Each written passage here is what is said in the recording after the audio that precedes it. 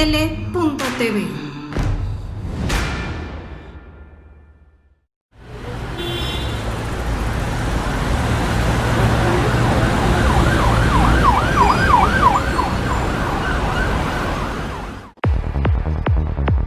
Si yo fuera servidor público.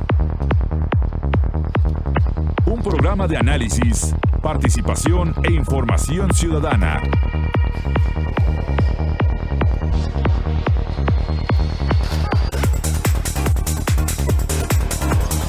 Si yo fuera servidor público.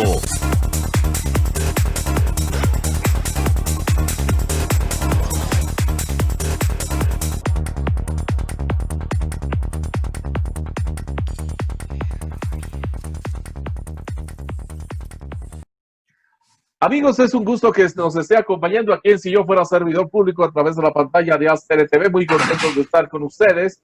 Hoy es un programa muy especial porque vamos a analizar lo que ha sucedido en la Ciudad de México en materia no solamente de COVID, sino de otros temas importantes que han pasado en el último mes. Y créanme que han pasado temas muy importantes. Obviamente vamos a platicar con nuestro invitado, que lo tenemos cada mes con nosotros, acerca del segundo aniversario de la llegada de la Cuarta Transformación a nuestro país y obviamente por ende la Ciudad de México. ¿Qué tanto se siente la Cuarta Transformación en la Ciudad de México, que también obviamente es diferente a nivel nacional, siendo la caja de resonancia Ciudad de México, pero bueno, es una realidad totalmente diferente? Pero bueno, vamos a darle la bienvenida a nuestro invitado y también, por supuesto, a mi compañero y amigo, el periodista Ricardo Contreras. Ricardo, es un gusto saludarte. ¿Qué tal, mi querido Miguel? Me da muchísimo gusto saludarte aquí como todos los jueves al pie del cañón, en Si Yo Fuera Servidor Público. Y como tú bien mencionas, hoy tenemos a nuestro invitado habitual de cada mes, nuestro querido amigo Agustín Guerrero, que le damos la más cordial bienvenida, porque sin duda son muchos los temas que vamos a abordar acerca de los 2 primeros años del gobierno de Andrés Manuel López Obrador y, en fin, todo lo que se desprenda de este tema, que es un gran tema. ¿No es así, Agustín? Así es, Ricardo. Muy buenas noches, Miguel. Al auditorio le mandamos un saludo y bueno, vamos a procurar hacer una reflexión profunda de estos primeros 2 años de la Cuarta Transformación. Es prácticamente la tercera parte ya, lo que ha transcurrido, y estamos iniciando el segundo tercio. Si lo viéramos con una visión taurina, estamos entrando al segundo tercio a partir de estos días. Y bueno, hay muchas cosas que comentar y que reflexionar sobre esos 2 primeros años de la Cuarta Transformación. Perfecto, pues vamos a arrancar, ¿qué te parece, Agustín, con los temas de la Ciudad de México que no tienen que ver en este momento con COVID y que seguramente habrá algunos temas importantes en la agenda que nos quieras compartir? ¿Como cuáles tienes, Agustín? Mira, me parece que hay dos temas que son muy importantes y que están en la preocupación y la reflexión de todos los capitalinos.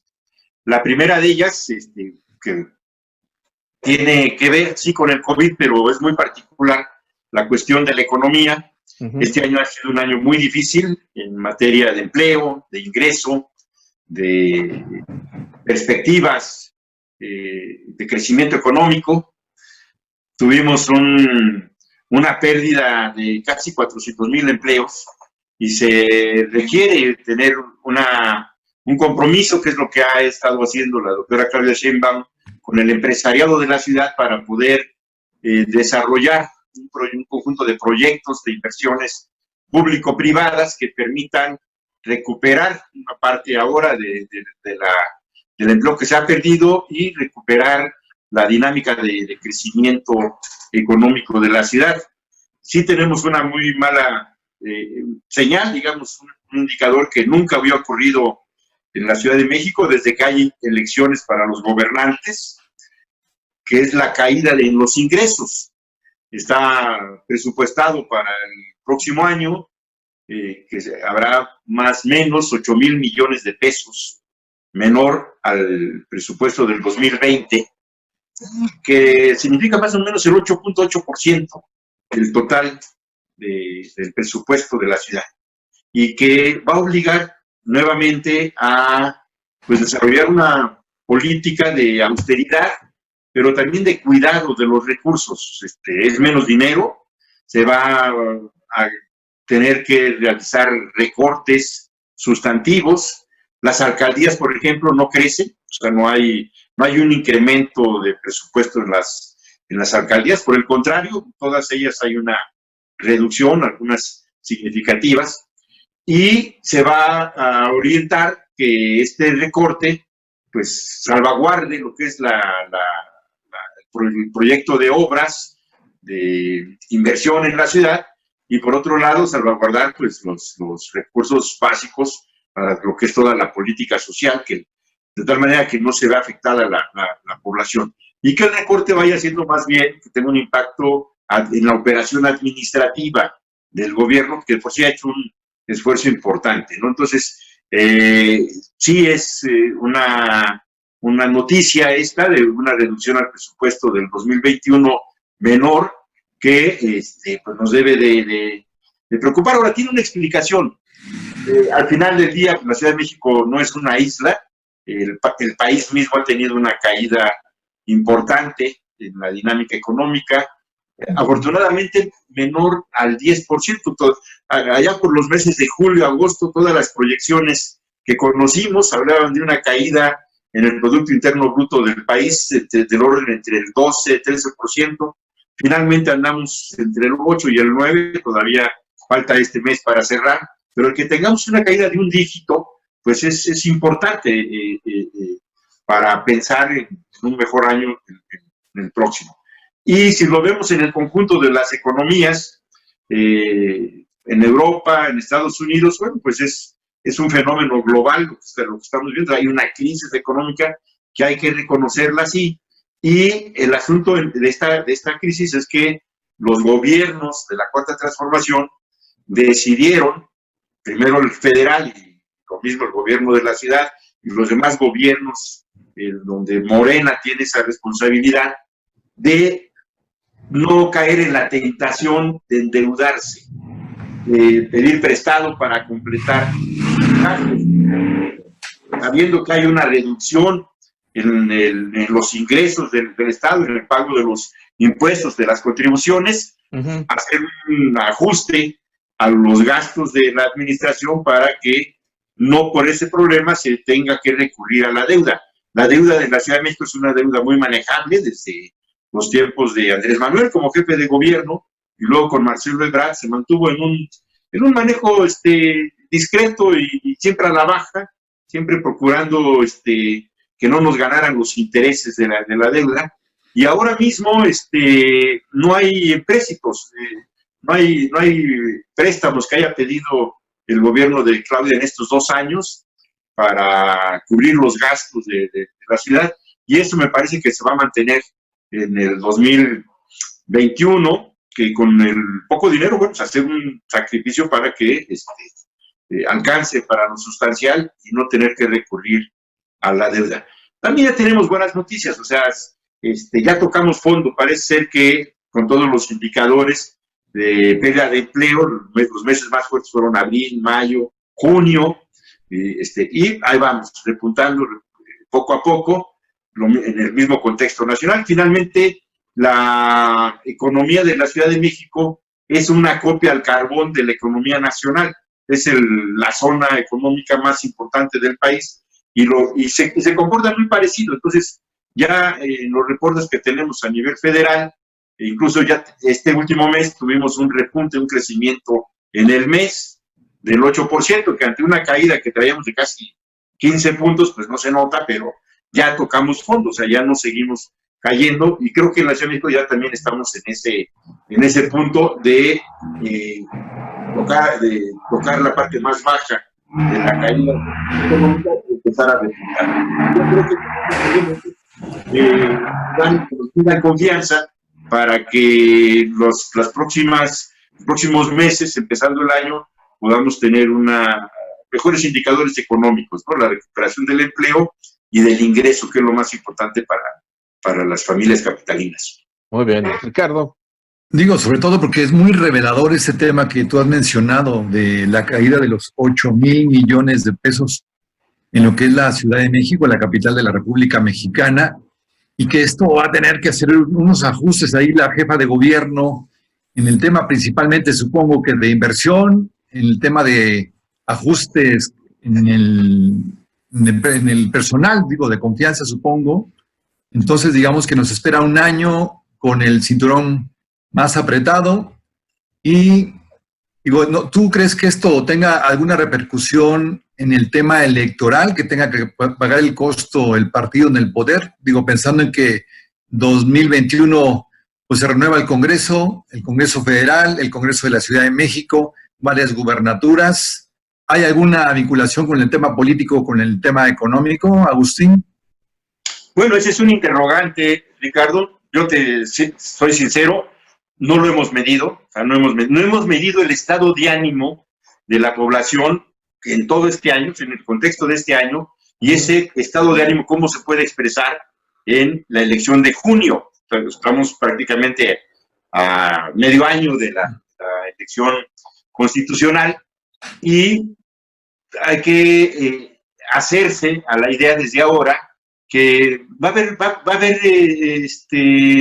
un impacto de tanto del manejo de la pandemia como de la crisis económica. O sea, yo me imagino que no puede estar bien una persona, un conjunto de ciudadanos que han perdido el empleo, por ejemplo, sí, claro, que han tenido que cerrar su negocio. Hay muchísimos negocios cerrados, que no ha sido tan larga la pandemia, que no aguantaron, vamos, no hubo manera de, a pesar de los apoyos que se han brindado, de los financiamientos del gobierno federal, del gobierno de la Ciudad de México, pues sí hay muchos negocios que lamentablemente han tenido que cerrar. Y yo me imagino, hay que ponerse en los zapatos de esas personas de ir a votar el año próximo. O sea, es un contexto totalmente distinto. No es lo mismo ir con una economía creciendo, resueltas tus necesidades básicas bien, sin ningún problema, a ir al día. Entonces, esa parte habrá que tenerla presente. Habrá que también valorar, pues, que tenemos muchísimas familias que han perdido a una persona, un papá, un hermano, una hermana. Tenemos una sociedad en duelo. O sea, la verdad es que traemos una sociedad en duelo de este año, ¿no? Diciembre va a ser un año, un mes difícil emocionalmente. Sí, claro. Tenemos a las Navidades.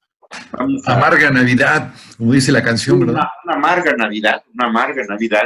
Y digo, yo creo que hay que ser sensibles a eso, porque puede haber un estado de ánimo que se traduzca en el momento de las elecciones en la toma de decisión. Creo que es un fenómeno inédito lo que estamos viviendo. No hay experiencia de esto, no hay terapias que nos puedan decir por dónde, sí, ¿no? Qué hacer. Y creo que lo que queda, y veo a la doctora Claudia Sheinbaum en un esfuerzo permanente de informarle a la ciudadanía qué es lo que está haciendo, de no dejarse ser presa de un monotema. Hubo un momento en que lo único que se hablaba era de la pandemia, cuántas hospitalizaciones, en fin, pero ya traemos prácticamente desde septiembre para acá, donde se anuncian obras, donde se anuncian proyectos, iniciativas, acuerdos, convenios, ¿no? Ahí van las obras, algunas como el cablebús de acá de Iztapalapa, el metrobús que recorre ahí en Benito Juárez, que ha sido una polémica, pero bueno, son obras que están en curso, una serie de plataformas digitales en esta visión de un gobierno de innovación, un conjunto de plataformas que permite tener una mayor información de los ciudadanos para un conjunto de cosas que van más allá de la pandemia, de tal manera que no hacerse presa de un monotema, que bueno, pues ha sido muy, muy difícil este año, ¿no? Entonces, sí, yo creo que estos elementos habrán para la elección del próximo año. Hay tiempo para estudiarlos, para medirlos. Yo creo que muchas de las encuestas que hemos visto en estos días, ahora que se cumplen los 2 años, son encuestas con un enfoque electoral, así como mañana hay elecciones, entonces ¿a quién prefieres? Y no, yo creo que hay que medir el estado de ánimo de la población. hay que medir en temas muy sensibles, ver qué está pensando la población y si ese estado de ánimo va a tener una traducción electoral y en qué sentido. Pero tenemos que medirlas, esto no está medido, ¿no? Muy bien, vamos a la primera pausa. Estamos aquí en Si Yo Fuera Servidor Público. Regresamos.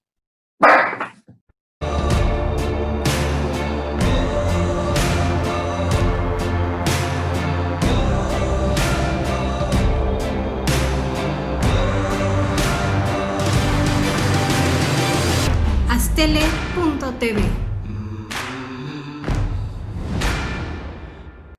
Estamos de regreso aquí en Si Yo Fuera Servidor Público a través de la pantalla de Aztele TV. Estamos platicando con Agustín Guerrero del Partido Morena, analizando lo que ha sucedido en las últimas semanas aquí en la Ciudad de México de diversos temas. Obviamente dentro de estos temas, por supuesto, vamos a hablar de COVID, vamos a hablar de los 2 años de la Cuarta Transformación y de muchos temas más, que la verdad es que el tema que estábamos platicando y compartiendo con Agustín, la verdad es que es muy, muy interesante y muy sensible. Yo te preguntaría en ese sentido, nada más para cerrarlo, porque a mí me queda una inquietud.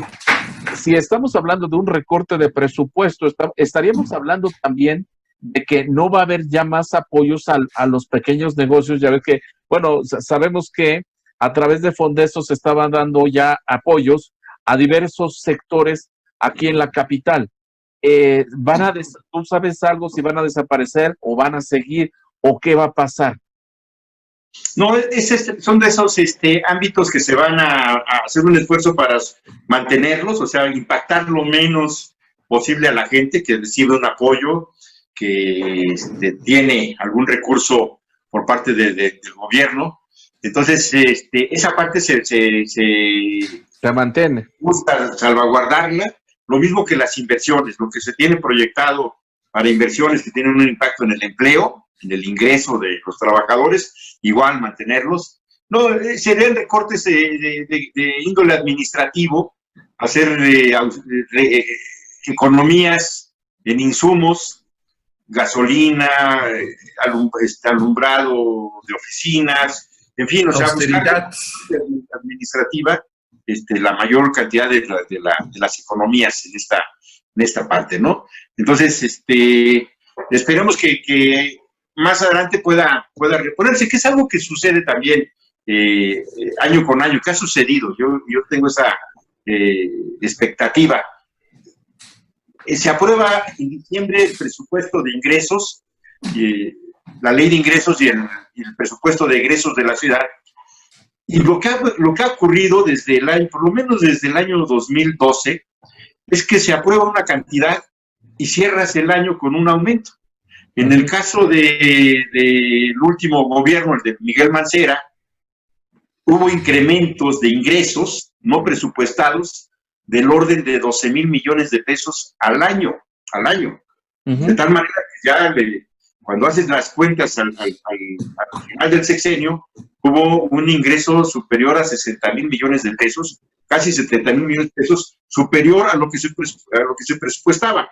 En el caso del gobierno de la ciudad, en el primer año, se tuvo un incremento en los ingresos del orden de 3,000 millones de pesos, a lo que se presupuestó. Entonces, ojalá para el 21, que se va a presupuestar 8,000 millones de pesos menos, tengamos pues un repunte en la economía que permite equilibrar en la segunda parte del año pues esta caída de presupuestos. Pero de entrada, pues sí, viene un recorte importante, significativo, que se va a distribuir parejo con las alcaldías, con los órganos autónomos, con los organismos descentralizados, pero salvaguardar lo esencial para el funcionamiento de la ciudad. Bien. Bueno, y sobre todo que esperemos que no se afecten los programas sociales, porque ya dijimos, ya hay una mejora, ¿no? Ya como tú dijiste, ya se tocó fondo, ya la situación económica empieza a mejorar, pero de que está latente el tema del desempleo, de que está latente de que muchísimos hogares no tienen ahorita para una despensa básica para comer, y ese tipo de apoyos sociales que está dando el gobierno de la Ciudad de México, pues ojalá lo siga manteniendo en lo que se recupera más terreno en el tema del empleo, en el tema de la economía que vaya mejorando, por lo menos todo el 2021, ¿no crees, Agustín? Sí. Yo tenemos confianza en que el gobierno de la ciudad esa parte la va a mantener porque es estratégico. O sea, Claro. el que ya no se tenga pérdida de empleo, de negocios, que es fundamental. Está en el curso, bueno, de lo que ya sabemos. Ahora, lamentablemente, tenemos un rebrote en la pandemia, que al ratito lo comentamos, y que pues va vinculado a la potencialidad económica de la ciudad, ¿no? Pero esperemos que este repunte que se ha empezado a ver en la economía, en las empresas, en el empleo, pues se pueda sostener, se pueda incrementar. Sí, por supuesto, es muy importante. Oye, otro tema también importante que obviamente no solamente es de la ciudad, propio de la ciudad, sino a nivel nacional, es el tema de seguridad. ¿Cómo has sentido en las últimas semanas el tema de seguridad aquí en la Ciudad de México? Mira, los reportes que tenemos son reportes públicos. Ajá. Por parte del Consejo de Seguridad Pública Nacional. En este mes vino el cambio del secretario de Seguridad Pública Nacional, Alfonso Durazo, que presentó su renuncia a esta responsabilidad. Tenemos los reportes mensuales de cómo se están comportando los 18 tipos delictivos más importantes. Hay carpetas, semana con semana se informan, pero hay un resumen mensual. Y la Ciudad de México, en todos ellos, en todos los tipos de delito, lo que es robo en casa habitación, robo a transeúnte, robo en transporte, homicidios incluso, tienden a la baja, robo a autopartes, robo a vehículos, todos estos tipos delictivos han venido a la baja, incluso secuestro, ¿no? De manera significativa. El único que tenemos al alza es el de feminicidios, que es un delito que a nivel nacional pues sigue creciendo, en algunos estados mucho más, pero en la Ciudad de México también se mantiene como un delito significativo. Estos días conocimos del caso de estas dos personas que no sabemos todavía cuál fue el motivo por el cual se les arrebató la vida. ¿De francés? De Polanco, sí, el francés, y el otro, Orozco, creo que se apellida el señor. Se está investigando, ya hay detenidos, al parecer muy firmes los señalamientos a partir de las imágenes que aparecen en las cámaras de vigilancia, de tal manera que se puede esclarecer los motivos que llevaron lamentablemente a este doble asesinato. Pero lo más importante ahí es que podamos subir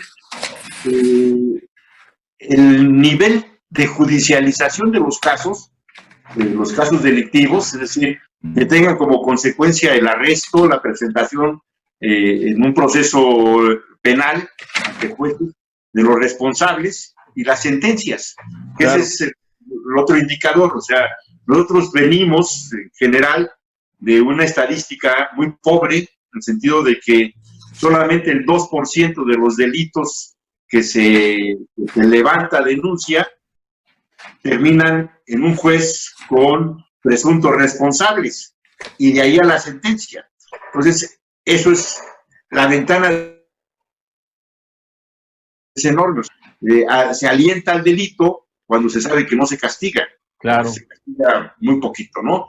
Entonces, creo que ese es el mayor reto que tenemos en la combinación de lo que es la Secretaría de Seguridad Ciudadana para prevenir, para atender inmediatamente los reportes, como creo que los indicadores lo están haciendo, el hecho de que los responsables, en el caso de estas personas de Polanco, pues en menos de 3 días creo que fueron detenidos, y bueno, ya hay un caso, habrá que ver si el motivo era secuestro, era extorsión, qué tipo de... Pero lo importante es que hay detenidos que presuntamente son responsables de ese hecho, y eso te da cierta tranquilidad, porque además ese es un tema, como tú lo has comentado, Miguel, muy sensible y muy proclive a sacarle raja política y a sacarle raja electoral. Claro. Ya andaban ahí la oposición diciendo que la Ciudad de México estaba en la ingobernabilidad, y como es un ciudadano francés, pues ya querían traer hasta Macron para ver qué estaba pasando. Entonces, hay que serenarse, o sea, hay que tener confianza en los responsables de seguridad,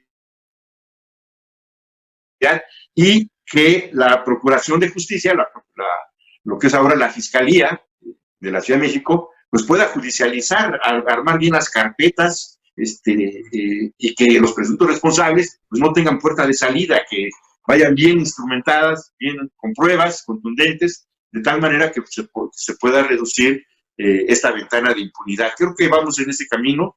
Yo me haría una pregunta que hace algún tiempo, algunos años, había incluso esta sensación de que la Ciudad de México era peligrosa. O sea, andar en la Ciudad de México en algunas zonas, en algunas regiones, en la tarde, en la noche, era peligrosa, riesgoso.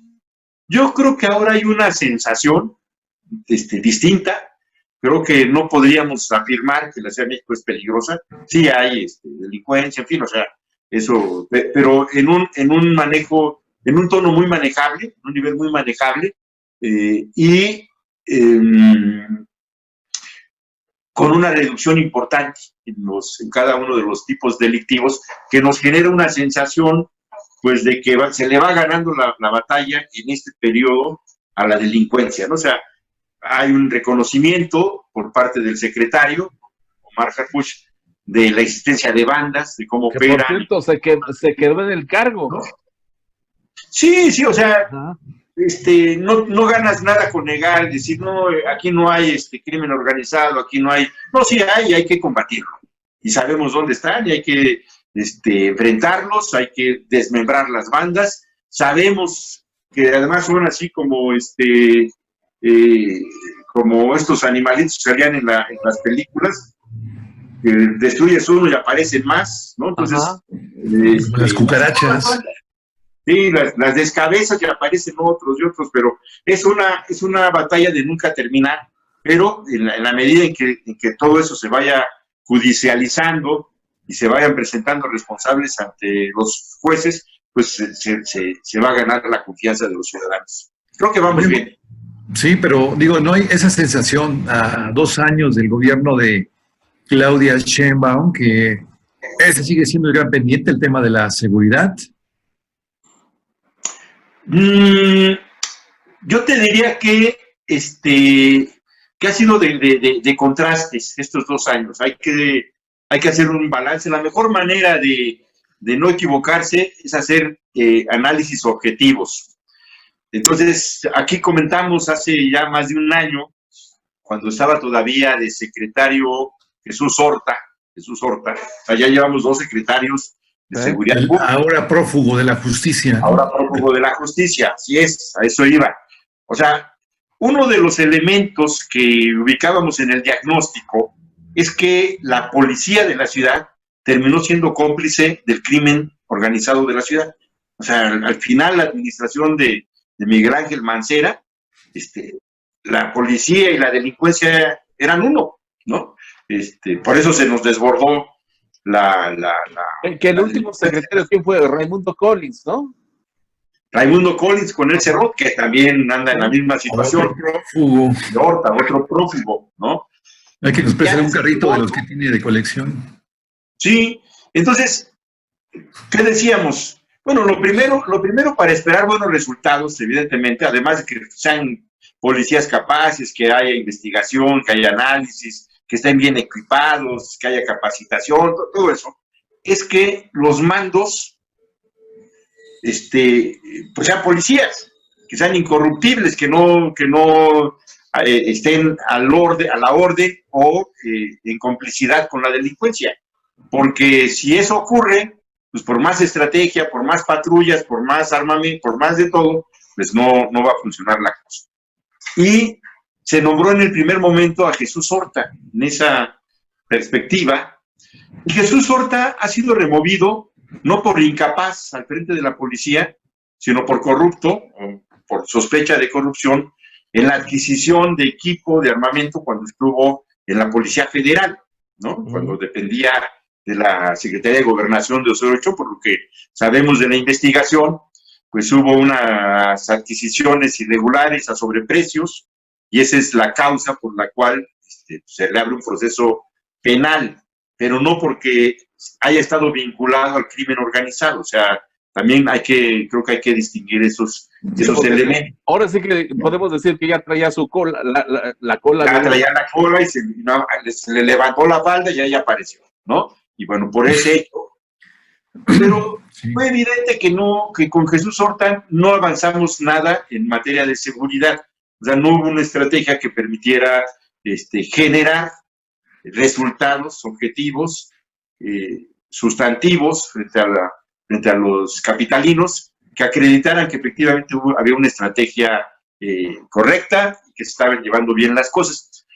Y también fue presa en ese primer año de estas manifestaciones que la doctora Claudia Sheinbaum ha establecido como una política de atención, el cero represión, el no... de las feministas, ¿no? ¿Te refieres? De las feministas, así es, ¿no? Así que bueno, lamentablemente al final, 15 días antes de la renuncia de Jesús, pues ocurrió aquel hecho donde lo rociaron con pintura, en fin, una falta de respeto a la autoridad, pero particularmente al jefe de la policía. Entonces, creo que hubo muchos elementos que nos indicaban que las cosas no estaban caminando bien.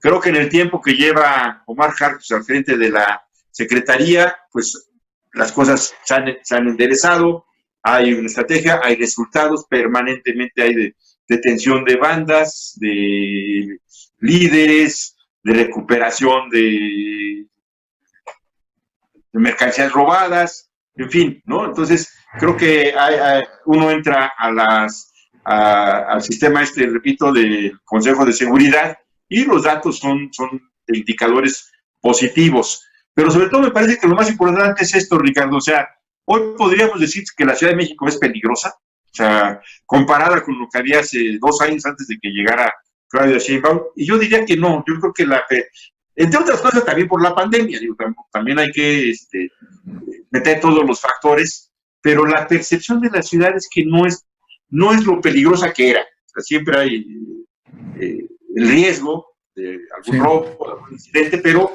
me parece que sí hay una percepción a la baja del crecimiento del delito en la ciudad. Sí, vamos, o sea, que no se ha desbordado, o sea, eso es real también, ¿no? O sea, digo, hay zonas que tradicionalmente son peligrosas de siempre, pero bueno, lo tenemos ya muy focalizados, ¿no? Tanto la autoridad, pero también los vecinos, ¿no? Creo que eso también ya lo tenemos claro en ese sentido, ¿no? Así es, Miguel, así es. Yo creo que ha habido una buena coordinación. Creo que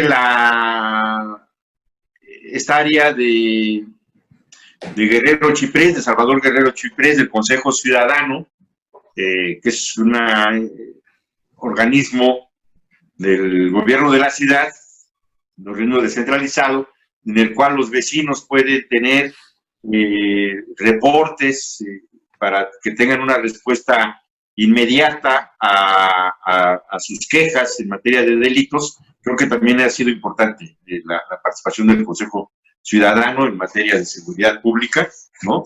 Y creo que vamos bien. O sea, creo que hay confianza por parte de la jefa de gobierno en lo que ha venido desarrollando tanto el secretario como la procuradora. Bueno, la procuradora era la fiscal, Ernestina Godoy, es gente de todas sus confianzas, es una persona pues comprometida, que está realizando su trabajo, y tenemos un pendiente también en el tema de la seguridad y la justicia, que tiene que ver con los jueces, o sea, A ver, aguántame tantito con ese tema, vamos a la siguiente pausa y regresamos con ese tema rápido. Vamos a la pausa, regresamos.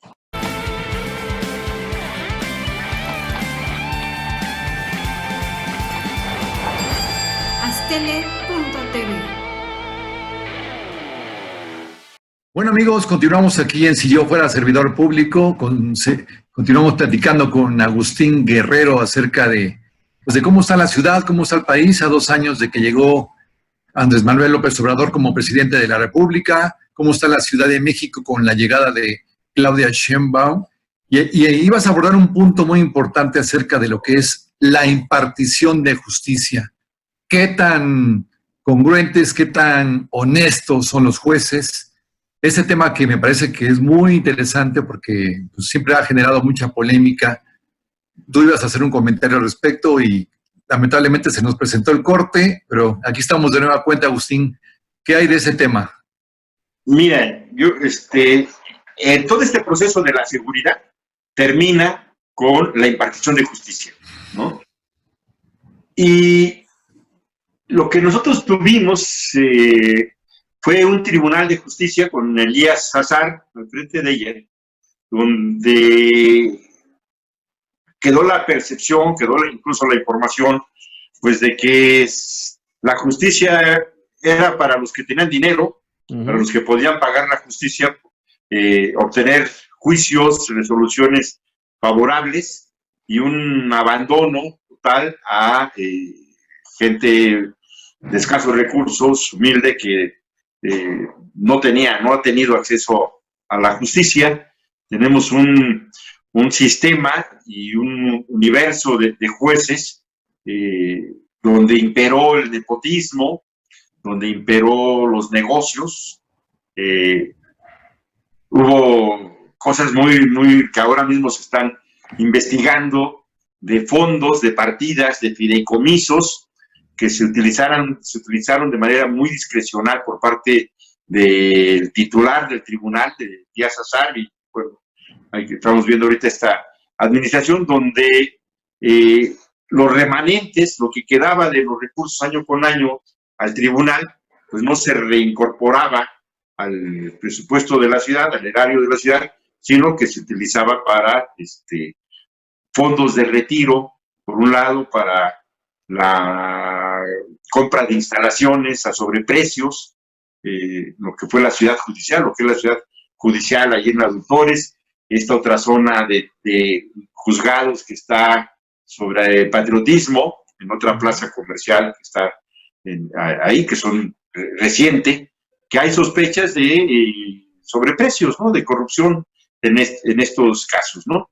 Entonces, pero lo que tiene que ver prácticamente con la ejecución de justicia, pues necesitamos hacer una depuración tanto del sistema como de los jueces, que ha sido un tema pendiente. Se ha hecho reformas en otras áreas, en otros poderes, en el Poder Ejecutivo, en el Poder Legislativo, pero lo que es el Poder Judicial en general en el país, lo mismo ocurre con lo que es la Suprema Corte de Justicia, los tribunales, pues no hay la confianza, la seguridad de que efectivamente pues sean jueces probos, imparciales los que están ahí, sino sigue siendo un pendiente de que la justicia responde al que trae más dinero, pueda llegarse a ella, ¿no? Muy bien. Lamentablemente. Pues lamentablemente. Vamos al tema entonces de COVID aquí en Ciudad de México. A ver, tenemos la información, bueno, como todos sabemos, de que hay un rebrote, que están aumentando los casos, que se están ocupando más camas aquí en hospitales. Y la cosa está seria porque pues obviamente estamos hablando que pues obviamente hay una responsabilidad de la autoridad, pero también tiene que haber una responsabilidad ciudadana, porque si la ciudadanía no hace caso, pues estamos fregados, ¿no? Porque no, de nada nos sirve todas las indicaciones si la gente hay un sector de la gente que no hace caso, ¿no? Así es, lamentablemente la tendencia que traíamos septiembre, octubre todavía, la primera semana de octubre, que ya traíamos una tendencia a la baja, consistente, pequeña pero consistente, pues a mediados de octubre, ya todo noviembre, traemos un ascenso nuevamente. Estamos ya prácticamente a los niveles de julio, de cómo estaban las hospitalizaciones en aquel momento, y los números pues son alarmantes. La verdad es que uno revisa diariamente el incremento la confirmación de contagios y de fallecimientos en la Ciudad de México y de hospitalizaciones. Y bueno, es una realidad que estamos creciendo, está creciendo la pandemia, y no hay hasta este momento indicadores que nos digan, a ver, hasta aquí ya vamos a tener una mejor Navidad. No. Y como bien comentas, Miguel, es yo lo veo mucho en una responsabilidad ya de los ciudadanos. O sea, el esfuerzo que ha estado haciendo Claudia para poder contener los contagios en la pandemia son importantes. Yo creo que hay un esfuerzo serio, muy decidido, para que aquella persona que tenga el contagio del virus, poderlo aislar y que rompa la cadena de los contagios. Implementó los kioscos inicialmente en las colonias donde se presentaban, esto desde octubre, noviembre, donde había mayor presencia de contagios. Se implementaron unos kioscos donde la gente se checaba y a los 3-4 días recibías tu informe. Hoy hay pruebas rápidas. En última semana ya de noviembre, lo que ha iniciado de diciembre, estos kioscos ahora han tenido la capacidad de tener resultado de las pruebas en 30 minutos, de tal manera que la persona, el ciudadano, puede saber prácticamente inmediatamente si es positivo o es negativo. Y si es positivo, bueno, tomar las medidas de aislamiento a ellos. Y se ha incrementado el número de pruebas sustancialmente. Ahora se está buscando que se tengan 20,000 pruebas a la semana. Andábamos en el orden de 5,000 en el mes de septiembre, octubre, y se ha incrementado el número de pruebas. Obviamente hay un crecimiento de los contagios que se detectan ahí en el número absoluto, pero no así en la tasa de positividad. Este universo de gente que aparece con las pruebas con contagio, por lo que nos han informado ahí la secretaria de Salud, la positividad es el mismo porcentaje, aunque en el momento que haces más pruebas, pues aparece más gente con contagios, ¿no? Hay estas plataformas que se echaron a andar, QR, negocios, para detectar a partir de esta plataforma si hay personas que son positivas al COVID y que siguen saliendo a la calle, que siguen acudiendo a negocios, ¿no? Entonces, en esta plataforma hubo inicialmente 5,000 negocios. Se ha informado que va a crecer, se va a duplicar el número semana con semana para que más negocios sean parte de esta plataforma, que consiste en cruzar los registros que diariamente se tienen en la Secretaría de Salud, de los contagios que se reportan por parte de laboratorios públicos y de laboratorios privados, de hospitales privados. Ahí está base de datos que se puede cruzar con la identificación que tienen las personas, con el QR de las personas cuando llegan a un establecimiento. Se han dado los reportes y sí, efectivamente, aunque formalmente son pocos, el primer reporte, recuerdo que se dio el fin de semana pasado, de 300,000 personas que se detectaron en el QR, salieron 60 positivos. Entonces uno dice, bueno, 60 en 300,000 son muy poquitos, ¿no? Son muchísimos. Muchísimos, sí. Hay 60 personas que ya sabían que eran positivos y que en lugar de quedarse en su casa o acudir a un hospital, se van al centro comercial. Claro. O se van al restaurante, o se van a un negocio a comprar cosas, pero sabiendo ellos que son positivos. Es ahí muy responsable eso. Estos, la autoridad, ¿qué responsabilidad tiene? O sea, ahí tienes una persona pues totalmente irresponsable, que ya no solamente no se cuida a ella, sino que es una fuente de contagio. Una persona que con el virus que sale a la calle y que además lo sabe, pues es una bomba que anda ahí caminando, ¿no?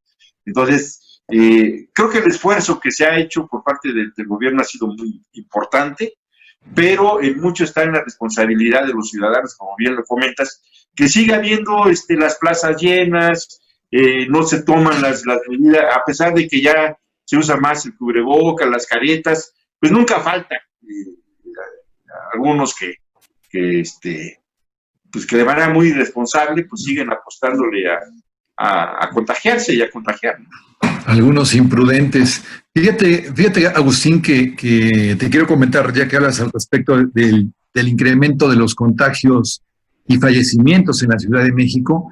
Fíjate que el 24 de julio de este año, Claudia Sheinbaum dijo que si la Ciudad de México llegaba al límite de superar las 5,127 camas, obviamente íbamos a ir al semáforo rojo, y según las últimas cifras de aquí, de acuerdo al 30 de noviembre, indican que ya se rebasó esa cifra, ya van ahorita 5,174 camas ocupadas. Mi pregunta sería, ¿no ha querido tomar la decisión de que regresemos al semáforo rojo por un tema de que pues ya colapsaría la economía en la Ciudad de México?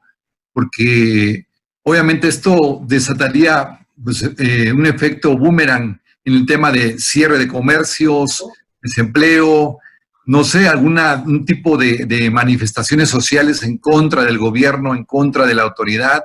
¿O a qué se debe de que Sheinbaum no ha querido tomar la decisión de que regresemos al semáforo rojo? Mira, ella ha sido, creo que muy responsable, muy prudente, muy objetiva, informando diariamente cómo van las cosas, los reportes de contagios, de hospitalizaciones. No se ha ocultado la información, creo que eso no se ha maquillado tampoco. Hoy lo que tú comentas de que se ha superado este piso que ella planteaba hace unos meses, lo sabemos porque no se maquillan las cifras. A ver, así está la cosa. Y ha venido ella advirtiendo que es en mucho la responsabilidad de los ciudadanos como pues, se puede no solamente mantener el semáforo naranja, sino disminuirlo. O sea, si el gobierno hace todo lo que hace y no hay un acompañamiento por parte de los ciudadanos y no quieres, porque además constitucionalmente y políticamente los gobiernos de la Cuarta Transformación, pero en general los gobiernos del país todos han decidido no recurrir a medidas coercitivas, ¿no? Por ahí hay algunos que han planteado multas, si no traes el cubrebocas, en fin. Pero en el caso de la Ciudad de México se ha tomado la decisión de no recurrir a medidas coercitivas que no están incluso en el ámbito de responsabilidad de la jefa de gobierno. Tendría que declararlo la Cámara de Diputados. Claro. Me estoy refiriendo a la suspensión de garantías. Tú podrías decir, bueno, a ver, ya en Europa, en España, en Francia, han tenido que recurrir a la suspensión de garantías, al toque de queda, el famoso toque de queda, donde pues, si no tienes a qué salir a la calle, no sales. Y hay horarios en los que no puedes salir, ¿no?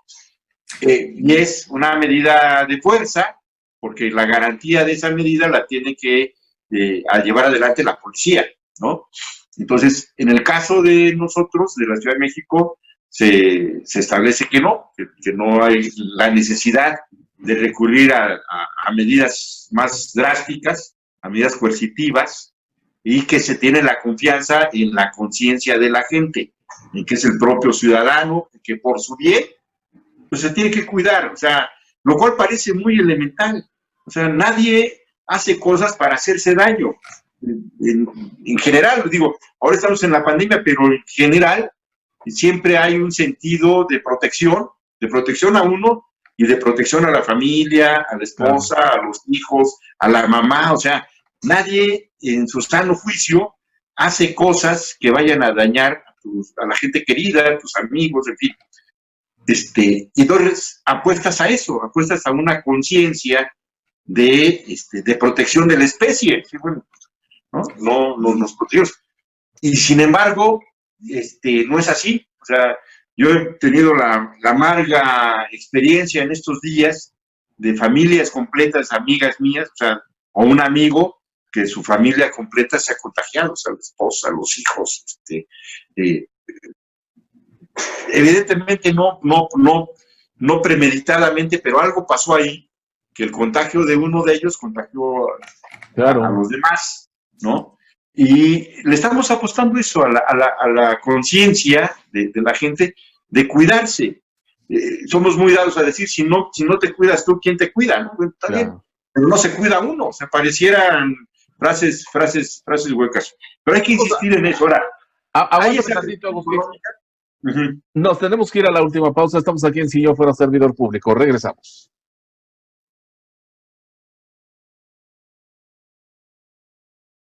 Bueno, amigos, continuamos aquí en Si Yo Fuera Servidor Público. Seguimos conversando, charlando con Agustín Guerrero acerca de las lamentables consecuencias del COVID, la lamentable actitud de mucha gente prudente que por culpa de esas personas que no se cuidan, que no traen el cubrebocas, pues han continuado, han persistido los incrementos de los contagios, el famoso rebrote que ya está en todo el país. Tuvimos el caso, por ejemplo, de Chihuahua, ¿no? Que regresó al semáforo rojo, que ahorita ya volvió al semáforo naranja, pero así son las cosas, no solamente es privativo de la Ciudad de México. Y al respecto tú ibas a comentar algo, Agustín, que ya por el cuestión del corte informativo tuvimos que quitarte la palabra. ¿Qué nos ibas a decir al respecto, Agustín? No, que efectivamente la doctora Claudia Sheinbaum ha actuado con mucha responsabilidad y ha advertido a los ciudadanos, a ver, no queremos regresar al semáforo rojo. Hay un tema ya que lo has comentado, los niveles de hospitalización, de contagios y de fallecimientos nos darían ya la pauta de que estamos en semáforo rojo. O sea, ¿qué significa eso? Dejar solamente lo que vivimos, lo indispensable, cerrar todos los sectores económicos, todos los que hoy ya están con mucho sacrificio operando, y cerrarse a dos sectores económicos, a la minería, que en el caso de la Ciudad de México pues no existe, no hay eso, y al sector automotriz, que sería terrible. En la Ciudad de México no se producen carros, se venden carros, pero no se producen, hay talleres mecánicos, en fin, pero sería, como bien lo comenta Ricardo, pues un golpe económico durísimo. Un efecto boomerang, ¿verdad? Un efecto boomerang que también, ¿cómo metes a la gente otra vez a su casa? ¿Cómo le dices, oye, a ver, quédate en casa, cuánto tiempo? Es muy difícil, la verdad es que es una situación muy, muy complicada. No es por decreto, o sea, no es, a ver, ahora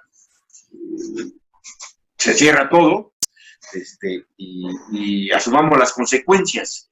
Creo que se va a insistir nuevamente en este llamado, en esta convocatoria a cuidarse, ¿no? Y esperemos que haya una respuesta consciente de los ciudadanos a esta situación. Yo lo he visto con muchos compañeros, amigos que han tenido ya lamentablemente esta experiencia en algún familiar, y ellos se cuidan mucho más, o sea, a pesar de que ya tuvieron eso muy cercanamente, no por eso piensan, bueno, ya no se murieron, entonces adelante. Hay otra parte que ojalá, ya por lo que también se ha anunciado, que es lo de la vacuna. La vacuna, cuando se anunció lo de la vacuna, hoy creo que todos coincidimos que eso relajó a la gente. Como ya viene, pues ya, ahora sí, a la calle, a la fiesta, a la pachanga, y se le preocupa, ¿no? Se relajó la preocupación, sí se relajó la preocupación, ya viene la vacuna, en fin. Y no, hay que saber que aunque se tenga la vacuna también, o las vacunas, pues son varias de las que se están comentando, pues todo este proceso de vacunación va a llevar un año. O sea, vacunar a 100 millones de mexicanos no es en una tarde, no es en una tarde, o sea, va a ser un proceso largo, y entonces hay que hacernos ya la idea de que la pandemia la vamos a tener presente en el 2021. O sea, yo creo que esa parte, y eso tiene que hacer énfasis la autoridad permanentemente. O sea, y un elemento que nos lo recuerda cotidianamente es que los niños siguen estando en casa. O sea, las clases este año ya fueron en casa, y las del próximo año también, por lo que se ve, nos vamos a aventar el año escolar hasta junio, julio, en el mismo esquema, sin regresar a clases. Y ese es el principal indicador de que las cosas siguen fuera de control, o sea, de que no estamos regresando. Entonces, ¿qué necesita un padre de familia, una madre de familia como indicador para decir aguas con de que los estudiantes siguen ahí con ellos? Pues ese es un indicador. El día que los muchachos regresen a clases, que los niños vayan otra vez a la escuela, ese es el indicador para que termine el adulto y diga, bueno, ahora sí ya, vámonos a la casa. Pero eso no está ocurriendo, no va a ocurrir en el corto plazo, y tenemos que la autoridad sigue insistiendo en cuidarse uno en lo personal, ¿no? Muy bien. A ver, por el tiempo que nos queda, me gustaría ver si podemos hacer, digo, en la medida de lo posible del tiempo de Agustín y del tiempo de Ricardo, a ver si le podemos dedicar una hora también adicional a lo que estamos platicando, a ver si la última semana de diciembre a un análisis de lo que ha sucedido, bueno, con la cuarta transformación, porque de verdad es un tema largo, y sí valdría la pena que pues, un experto que es Agustín nos lo platicara de manera, como dice, o sea, sin apasionamientos y viendo lo bueno, lo malo. Entonces, no sé, a ver si después nos ponemos de acuerdo, Agustín. Con objetividad. Sí, valdría mucho la pena. ¿Cómo ves? No, claro que sí. Dedicarle un tiempo sustantivo para hacer un análisis de lo que ha significado la cuarta transformación en estos 2 años y lo que viene, me parece que es muy importante. O sea, sería muy bueno y contemos con ello para poder dedicar.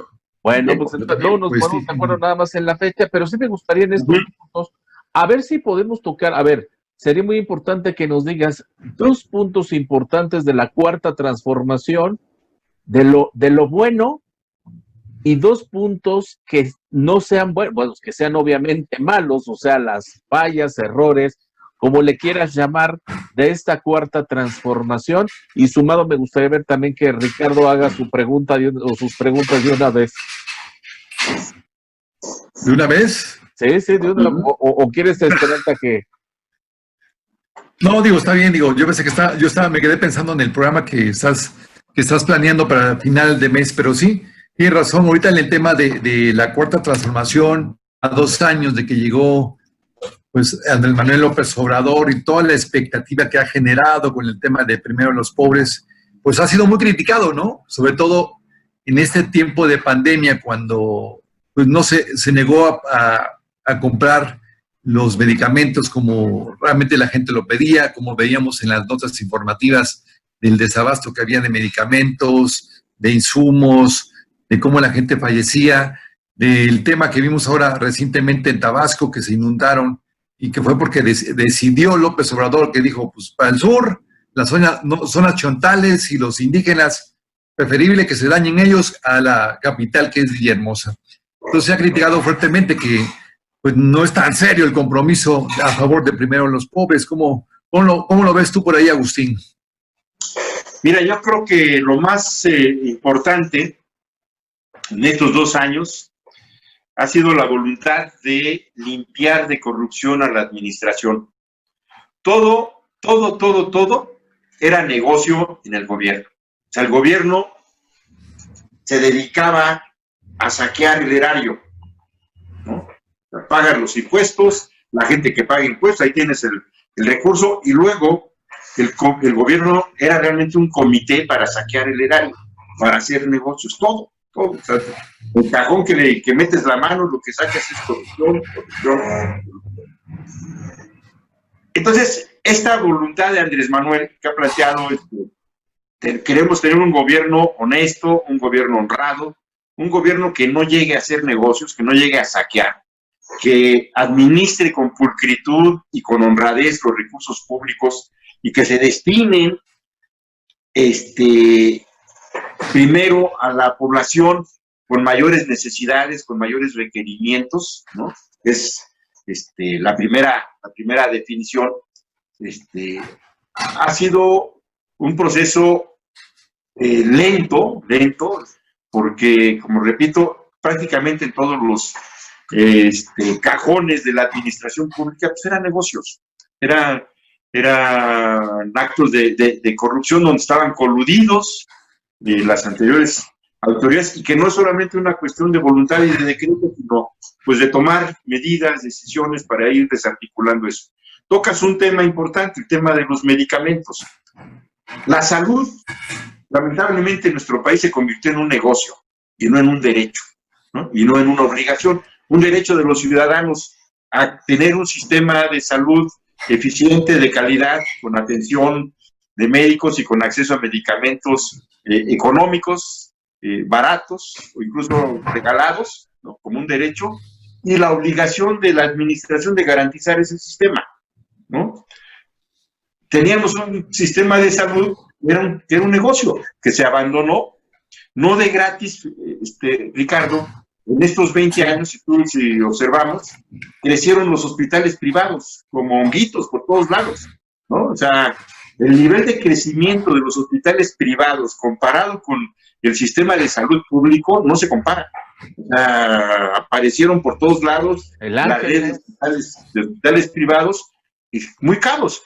Y la imagen de que ir al sistema de salud público era irse a morir, a perder el tiempo, a tardarse las horas para que te atendieran y al final para que te dieran un mejoralito. Y entonces la gente prefería o prefiere hacer un esfuerzo, un sacrificio económico, pero ir a un hospital privado, ¿no? A ir a una clínica privada, porque la imagen del sistema de salud público era de abandono total. O sea, y efectivamente así estaba. O sea, no hubo inversión, no hubo actualización, no hubo equipamiento, o sea, en la calle.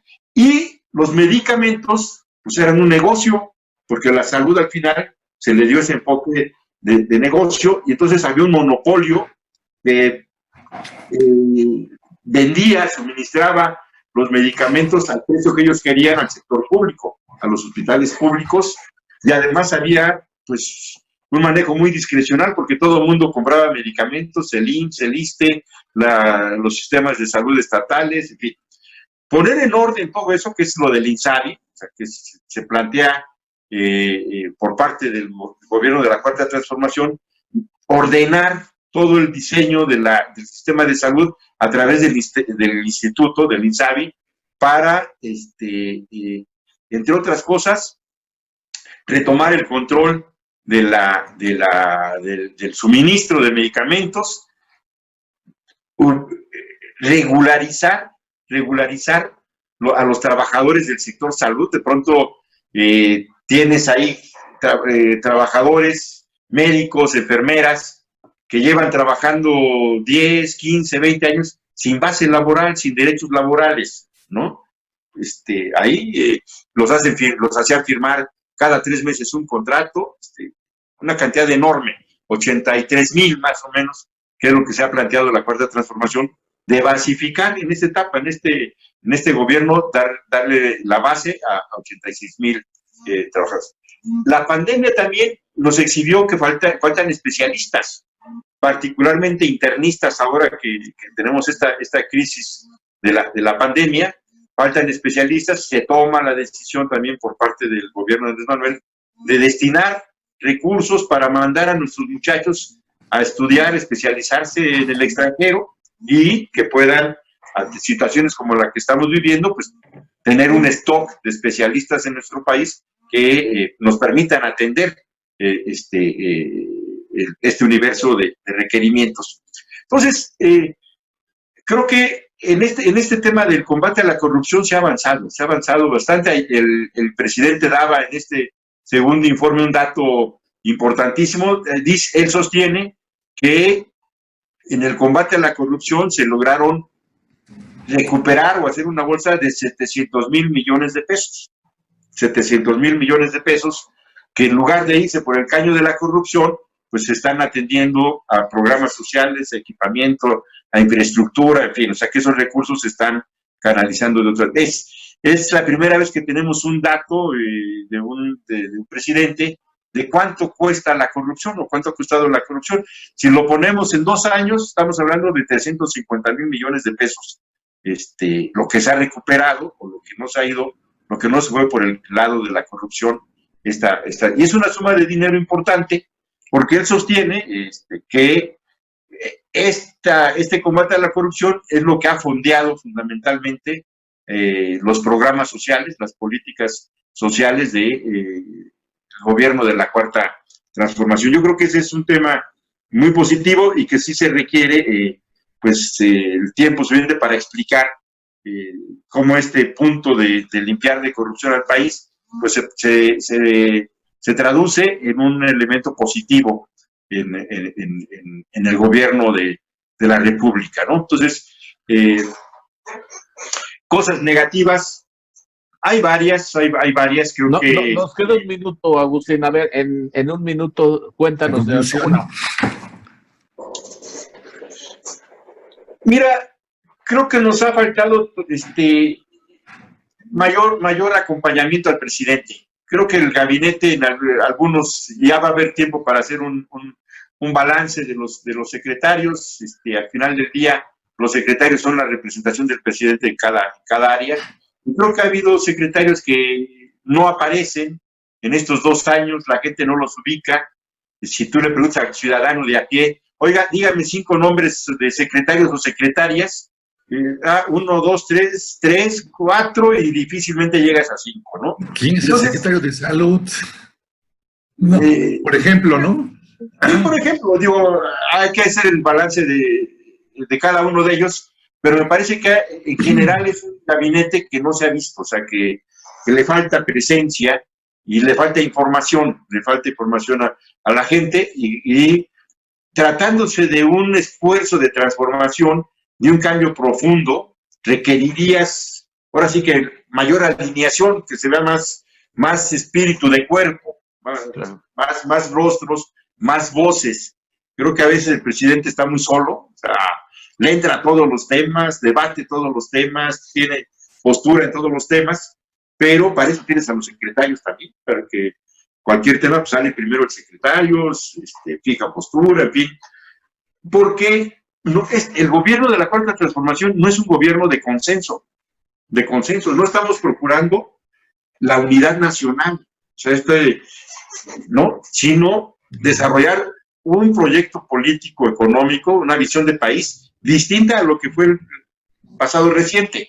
Entonces, hay muchos puntos de encuentro, de choque, de confrontación, sí, así es. No, Andrés Manuel, si ustedes lo ven en estos 2 años, jamás ha usado el concepto de unidad nacional, como se usaba en su vocabulario.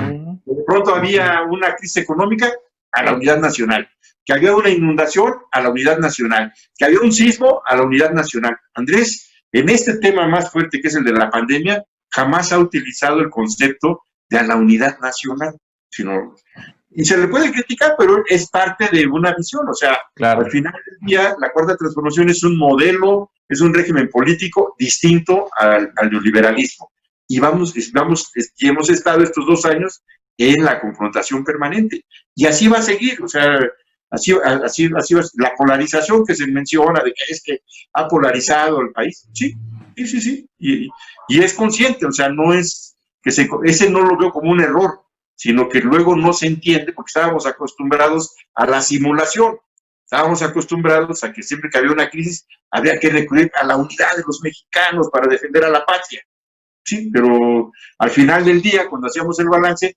nada más ganaban los de siempre y todos los demás quedaban excluidos de ese cierre de la unidad nacional. Entonces, con la Cuarta Transformación no hay eso, o sea, sí hay políticas económicas, en su mayoría vertidas hacia los sectores populares, en este esquema de por el bien de todos, primero los pobres, y luego sí, hay un entendimiento, una relación con otros sectores que tienen mejores condiciones para llevar la vida en el país.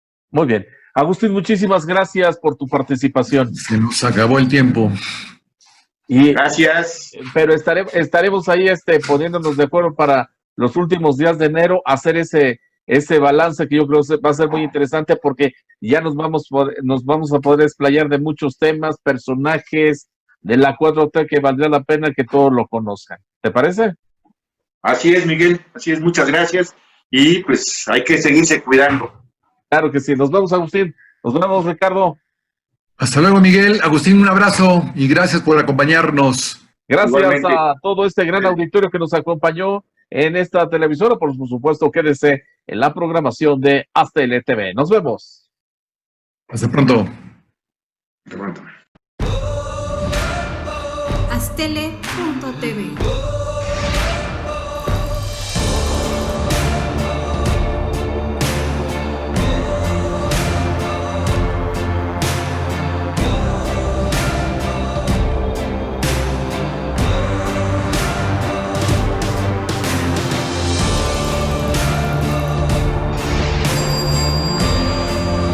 Astele.tv.